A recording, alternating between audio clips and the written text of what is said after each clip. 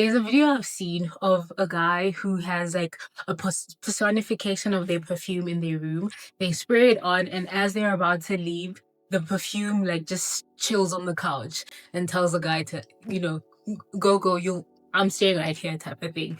It's hilarious. If you haven't figured it out, I'm talking longevity in this video.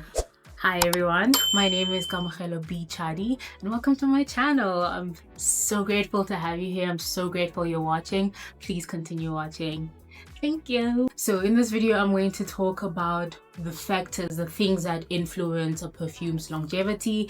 And then towards the end, I'll like throw in some hacks in there. Hopefully they are known. If they are not, then cool, I got to do something for you. So the first thing that influences how long a perfume will last is the concentration of the perfume. Your perfume is made up of, well, alcohol-based perfumes are made up of alcohol, a fragrance oil, and in a lot of cases some water as well. The concentration then refers to the percentage of fragrant oil in your perfume. So the more oil you have in the perfume, the longer it lasts.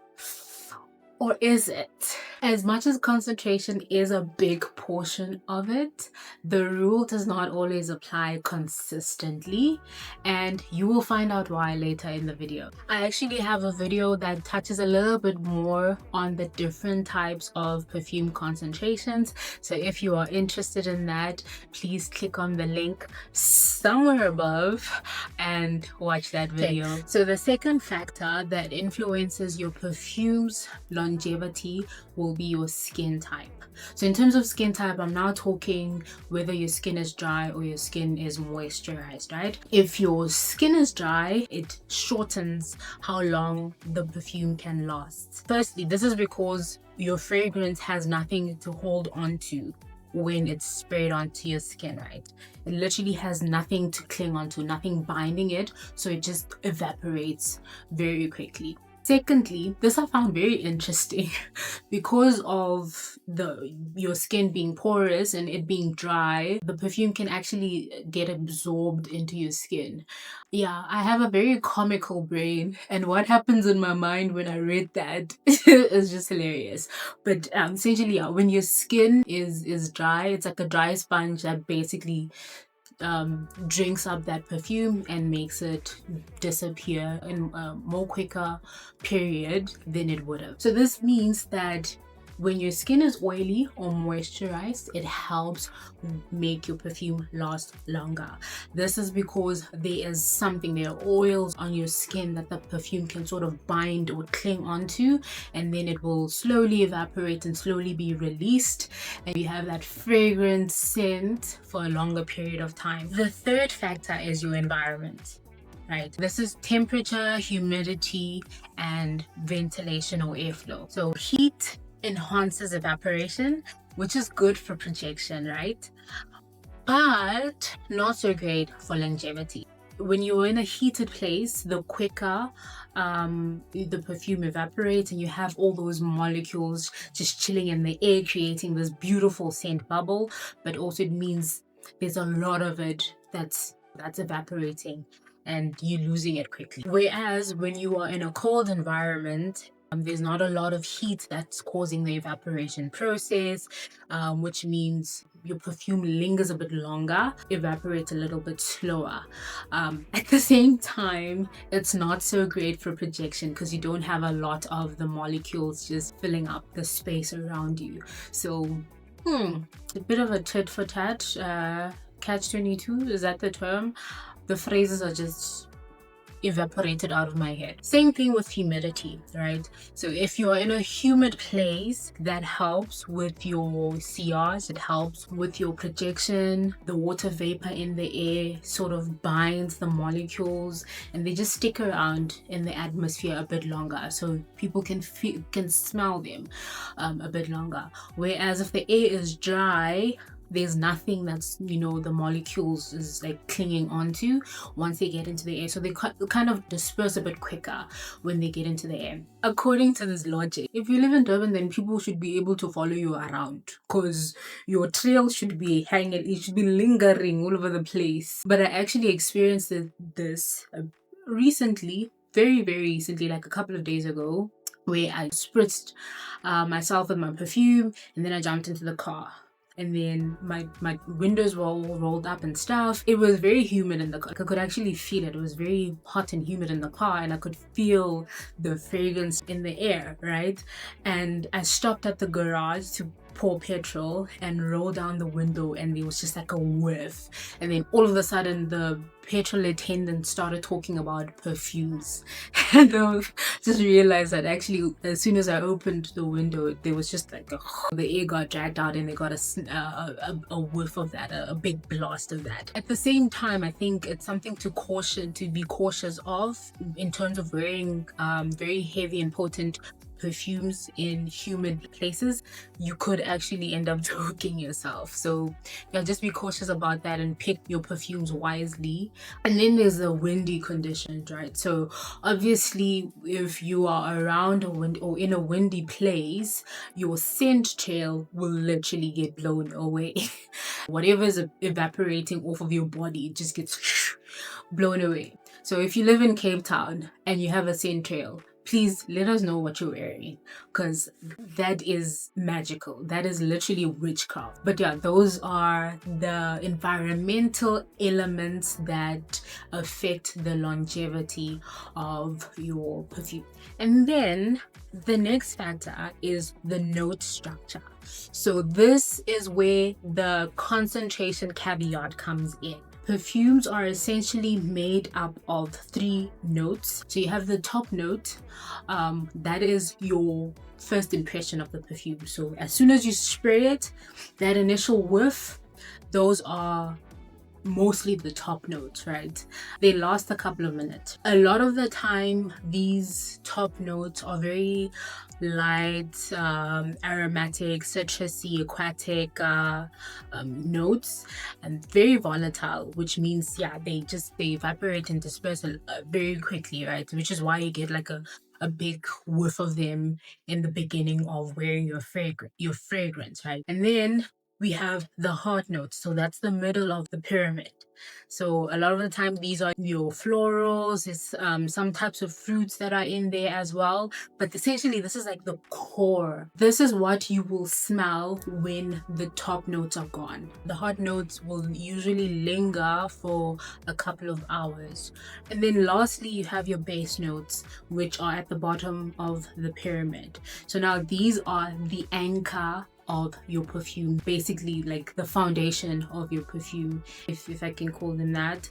A lot of the base notes will be classified as fixatives. So this basically means they bind to the other notes, so they are present in the perfume and scent a little bit longer. So your base notes will be things like your woods, your resins, so the juicy things that come from trees, and your patchoulis.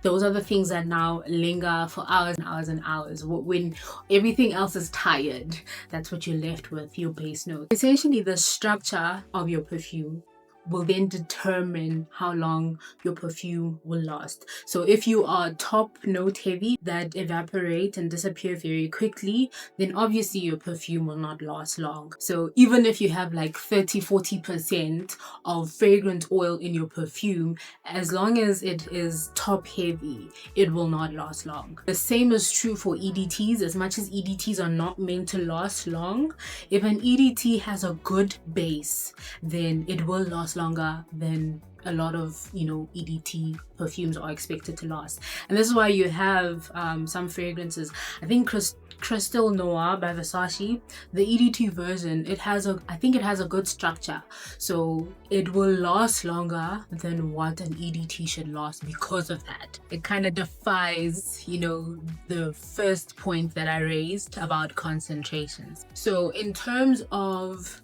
figuring out what your structure of your perfume is, I use a site called Fragrantica. I'm always there just to check out what notes a perfume has, also look at what people are saying about the perfume and look at the ratings and other things. So it will suggest similar smells if you want something similar to the perfume that you have, or other perfumes within the brand that you're looking at. I will link it somewhere where things are linked. That's what I wanted to touch on in terms of the factors that influence how long your perfume will last. And then I wanted to get into some tips or hacks. They're very common, so I really do hope that you know this.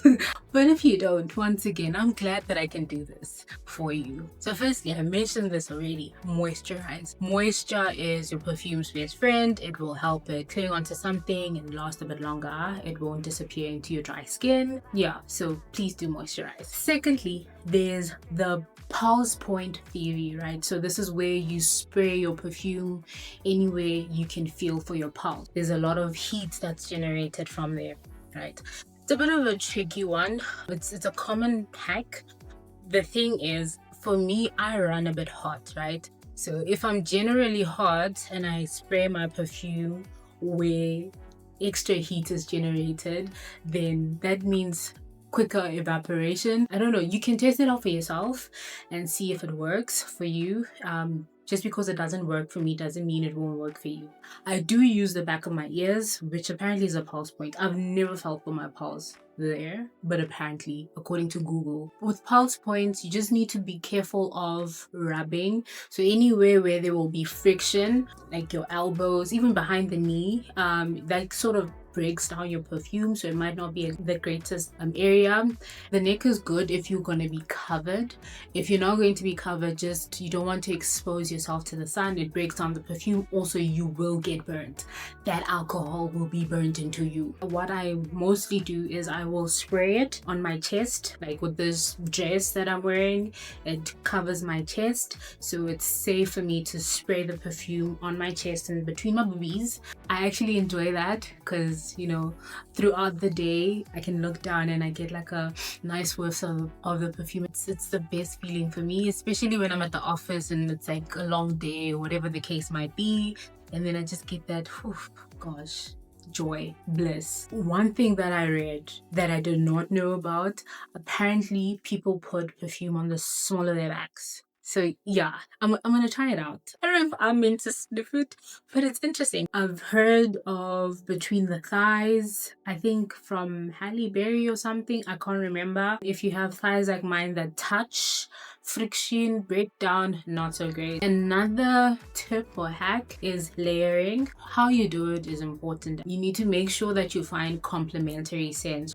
You don't want your scent to clash. You can use body mist. As much as they don't last that long, that initial boost can be a great one. It can be two different types of EDPs. So maybe you have an EDP that smells great but doesn't last long, and another one that actually has like beast mode longevity. Then you can combine those two and you create something new. Perfume is an art, it's subjective. Another thing that a lot of people do, they do decants, right? So there's like little decant bottles that you can get on Amazon and take a lot, and essentially for your fragrances that you love but don't last that long, you can sort of decant it and you carry around that travel size bottle with you. So when you feel like you need to top up, you take that out, quickly spritz that on, you know, done. Not all the perfumes that I buy will have 8-hour longevity. And then my personal favorite is spraying on clothes.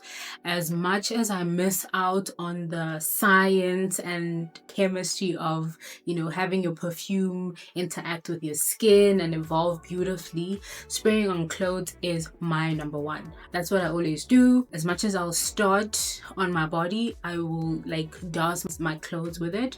So one thing to be considerate of is the kind of fabric that you are wearing. I have had stains multiple times because I sprayed perfume on a satin top. Moisturizer can mess up your outfit, so just be careful around that. If you can spray it on the inside, maybe try that. Or just don't. So a lot of the time, if I'm going to be wearing the finicky fabric, what I'll do is I'll spray my perfume on my bra. That way it sort of clings onto something. Or this I learned at the perfumery I went to in Cape Town. You can spray cotton balls and then just insert those in your bra. As a guy, I don't know. I don't know what you do because you don't have a bra to put cotton balls in. Yeah, I should have checked tips for guys. I'm sorry, gents. Just make sure you don't soak those cotton balls. That alcohol will burn you. I know this from experience. Don't do it. Another thing that I've read is spraying on your hair. Some people can do this. I don't wash my hair every day, so I can't be spraying perfume on my hair, so that's not gonna work. But also just be careful with alcohol-based perfumes because alcohol is dehydrating, right? If you have a perfume oil, that's better, but with alcohol-based, you don't want to strip your hair of its moisture and end up, with brittle hair. So just to recap, the longevity of your perfume is influenced by the concentration. So how much oil is in that perfume. It's influenced by your skin type. So whether your skin is moisturized or not. It's influenced by your environment, the temperatures, humidity levels in your environment, and it's also influenced by the actual note structure of your perfume. So those are the things that you need to pay attention to. So if you don't mind sharing a bit of your stories about your fleeting perfume experiences, then do so. I would like to hear and laugh with you, or cry if it was an expensive perfume. But it was lovely having you. Thank you for listening. I hope to see you in the next video.